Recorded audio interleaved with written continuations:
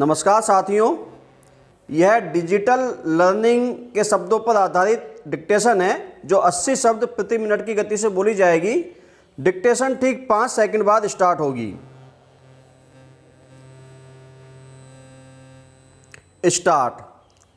कोविड-19 lockdown के प्रभावों को कम करने और इस अवधि में अध्ययन तक छात्रों की निरंतर पहुंच प्रदान करने के मानव संसाधन विकास मंत्रालय के प्रयासों से देश में ई लर्निंग में सराहनीय उछाल देखा गया है।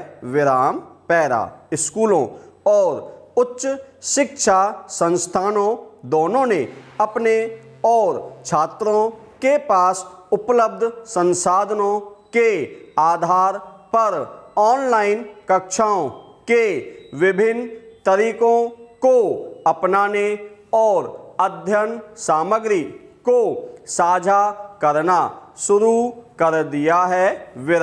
इनका दायरा Skype, zoom, Google classroom, Google hangout, piazza जैसे प्लेटफॉर्मों के माध्यम से योजनाबद्ध ऑनलाइन कक्षाओं से लेकर शिक्षकों द्वारा यूट्यूब, व्हाट्सएप के माध्यम से व्याख्यानों और क्लास नोट्स को अपलोड करने, स्वयं NPTEL जैसे डिजिटल लर्निंग संसाधनों के लिंक को साझा करने और ऑनलाइन पत्रिकाओं तक पहुंच प्रदान करने तक विस्तृत है। पैरा केंद्रीय विश्वविद्यालयों IIT, IIIT, NIT,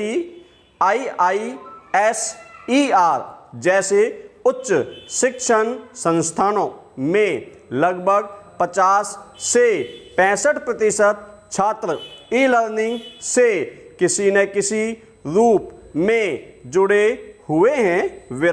छात्रों के पास इंटरनेट कनेक्टिविटी और अन्य आवश्यक डिजिटल संरचनाओं की कमी के कारण कई मामलों में ई लर्निंग में रुकावटें देखी गई हैं। इस समस्या में कुछ हद तक कमी लाने के लिए शिक्षकों द्वारा रिकॉर्डिंग किए गए व्याख्यानों और लाइव सत्रों के अलावा स्लाइडों या हाथ से लिखे हुए नोट्स को भी साझा किया जा रहा है, जिससे नेटवर्क की अनिश्चितता वाले छात्रों को भी कम से कम कुछ सामग्रियों की प्राप्ति हो सके। रिकॉर्ड किए गए व्याख्यान यह सुनिश्चित करते हैं कि नेटवर्क उपलब्धता की एक अल्पकालिक समस्या किसी भी छात्र को बाधित नहीं कर सकती है। संकाय सदस्य छात्रों के साथ ऑनलाइन चैट सत्र का आयोजन कर रहे हैं, जिससे उनके पास मौजूद किसी भी प्रश्न का उत्तर दिया जा सके। पैरा 23 मार्च 2020 से लेकर अब तक मानव संसाधन विकास मंत्रालय के विभिन्न ई लर्निंग प्लेटफॉर्मों में संयुक्त रूप से 1.4 करोड़ से भी ज़्यादा की अभूतपूर्व पहुंच देखने को मिली है। नेशनल ऑनलाइन एजुकेशन प्लेटफॉर्म स्वयं को कल तक लगभग 2.5 लाख बार एक्सेस किया गया है, जो मार्च के अंतिम सप्ताह में 50,000 स्ट्राइक के आंकड़े में 5 गुना वृद्धि दर्शाता है। ये आंकड़े स्वयं प्लेटफॉर्म पर उपलब्ध 574 पाठ्यक्रमों में पहले से नामांकित लगभग 26 लाख शिक्षार्थियों के अलावा हैं विराम। इसी प्रकार लगभग 59,000 लोग प्रतिदिन स्वयं प्रभा DTH टीवी चैनलों के वीडियो देख रहे हैं और लॉकडाउन शुरू होने के बाद से लेकर अब तक 6.8 लाख से ज़्यादा लोग इन्हें देख चुके हैं। विराम पैरा।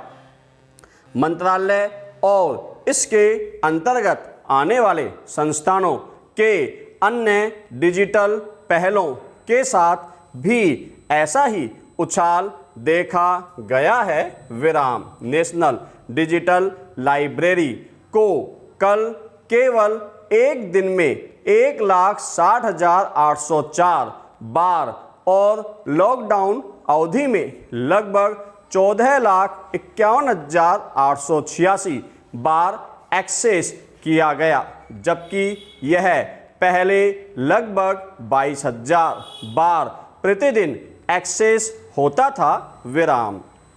NCERT के शिक्षा पोर्टल जैसे Diksha, ePathshala, national repository of open education resource NIOS के उच्च माध्यमिक पाठ्यक्रम NPTEL,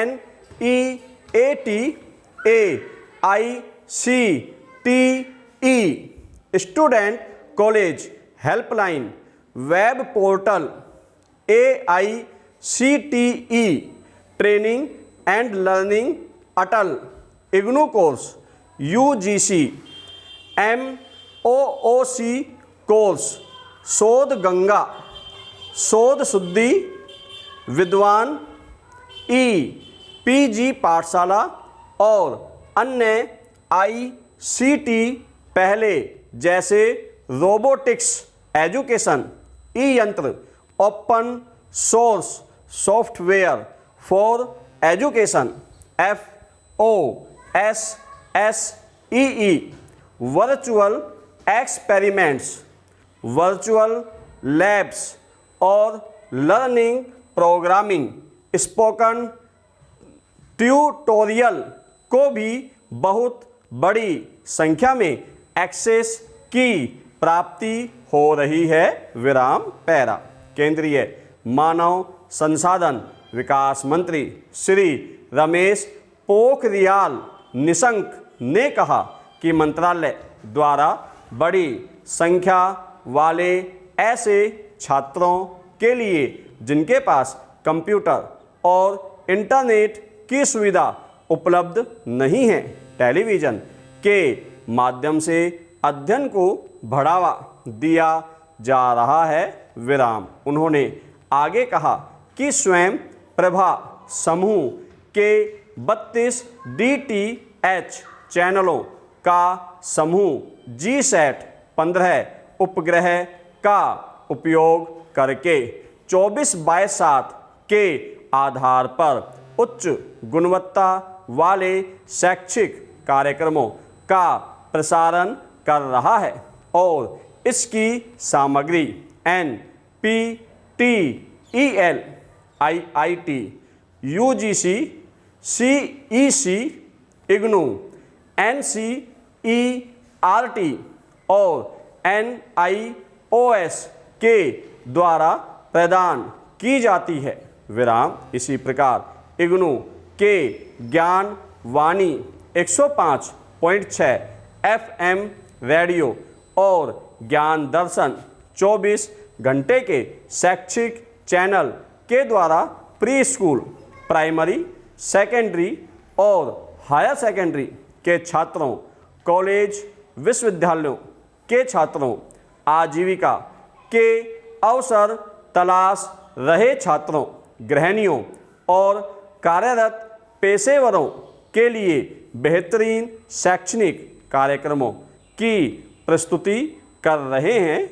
विराम। मंत्री ने छात्रों से आग्रह किया कि वे अपने अध्ययन में बढ़ोतरी करने के लिए भी इन चैनलों का अधिकतम उपयोग करें। विराम। धन्यवाद साथियों।